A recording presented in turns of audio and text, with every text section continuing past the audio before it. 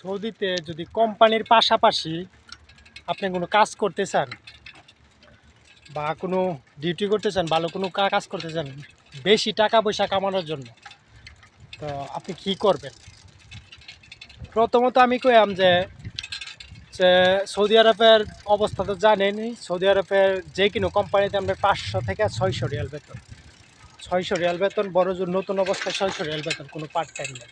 তো বাইরে যদি আপনি কাজ টাজ করতে চান, বাইরে কাজ করলে আপনি কী কাজ করলে সবচেয়ে বেশি ভালো?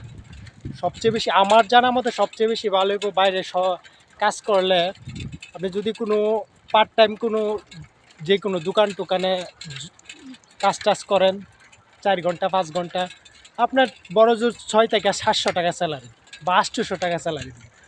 আর আমি বলবো যে এইসব কিছু না করে বাইরে 8 ঘন্টা ডিউটির পরে আপনি যদি বাইরে গিয়ে ঘুরা গাইরা যদি একটা সাইকেল নিয়ে কাজ করতে পারেন সবচেয়ে ভালো। বেশি টাকা পয়সা প্রত্যেক দিন আপনি 50 থেকে 60 টাকা ইনকাম করা কোনো ব্যাপার না।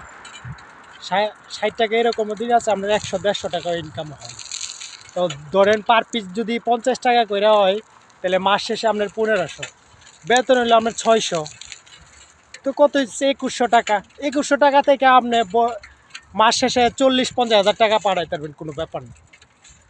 তো আমি সাজেস্ট করব সবাইকে যে যদি কোম্পানির পাশাপাশি যদি কেউ কাজ টাজ করতে চান, বাইরে একটা সাইকেল কিনবেন, সাইকেল কিনে ঘোরাঘুরি করবেন, প্রত্যেক দিন দেখবেন আপনার 50 থেকে 60 টাকা ইনকাম করার কোনো ব্যাপার না।